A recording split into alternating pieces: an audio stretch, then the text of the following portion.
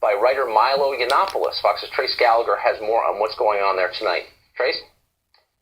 And if you look at these pictures, Tucker, you can see, these guys are burning flags. They are busting windows. Right now, the entire campus at UC Berkeley is on lockdown. The police are trying to disperse the crowd, but so far, they're not going anywhere. You can see the fire right there. The teachers or the administrators are up on top of the building trying to spray fire extinguishers down.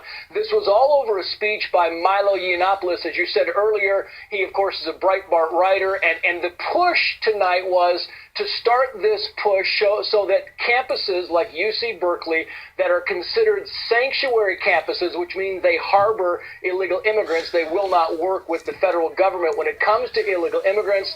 They were trying to start this push to get federal dollars taken away from these UC campuses. Anybody who does not know, Janet Napolitano, who is the former head of Department of Homeland Security, former Arizona governor. She is now the president of the UC system, and right after Donald Trump was elected, she made this push to start this sanctuary campus policy that they would not comply with the feds. And what the Republicans on campus and what this speech was about tonight was to try and get this campus and other UC campuses get federal dollars taken away from them if they are not going to abide by federal law. This speech was supposed to start tonight at around 6 o'clock. Well, they canceled it at 5 o'clock. The riots really began around that same time, and now you can see the crowd, it seems to be dispersing. Half the signs are anti-Milo signs, the other half are anti-Trump signs, so there's clearly a bigger issue going on here. The young Republicans on campus who are putting this thing on were told they could have the speaker, but they would have to pay the cost of the extra security, and they said fine. But of course, the protests, as you can see, have been ongoing now for a couple of hours, and police are having a difficult time trying to disperse this crowd. But the entire campus remains on lockdown tonight, except for these people who apparently won't leave.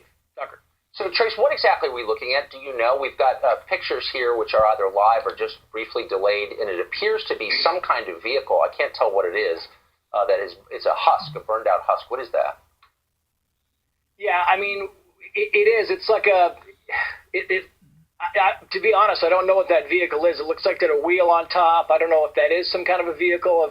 If you know, Jessica, just yell out at me. But I know you can see pictures earlier, they're up and they're slamming and busting into the windows. They've been throwing stuff at the police officers around there. They've been carrying protest signs around. They've been lighting flags on fire. And when one fire is put out, they go up and they light another one.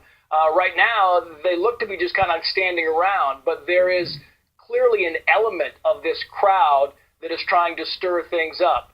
They think it's partly teachers. There are a lot of students there, and there are a lot of outsiders that came specifically to protest Milo Yiannopoulos' speech tonight on campus. So the breakdown, we don't know. Some of these pictures are from earlier. This is not the campus. That's in downtown Berkeley itself.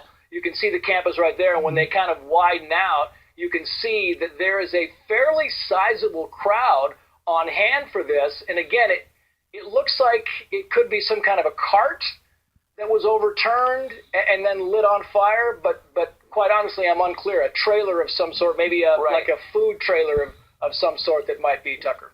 With the tires burned off. These pictures are a little confusing, Trace, because there's no evident law enforcement presence. People are standing around this burning vehicle like it's a campfire.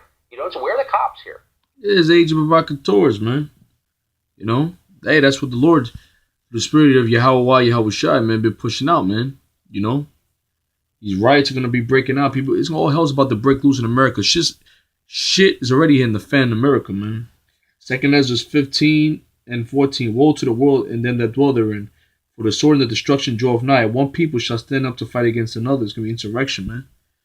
Civil war, race war in this country. And the swords in their hand. Modern day swords are gun. Brick, bat, chains, pipes, actual swords, knives. For there shall be sedition among men, which means sedition is rising up against the government. They had anti-Trump signs. And invading one another. They shall not regard their kings nor princes. They ain't going to regard Trump. And the course of their actions shall stand their power. A man shall desire to go into a city and shall not be able. For because of their pride, the city shall be destroyed. The houses shall be destroyed and men shall be afraid. Martial law is going to be declared after the next major false flag terrorist attack.